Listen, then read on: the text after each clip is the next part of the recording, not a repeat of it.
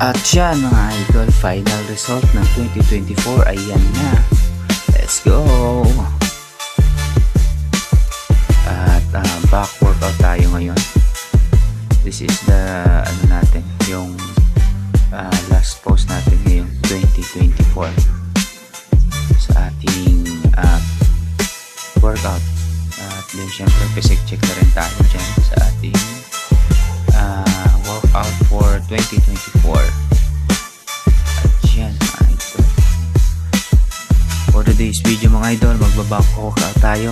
Last pump natin sa ating back. Let's go!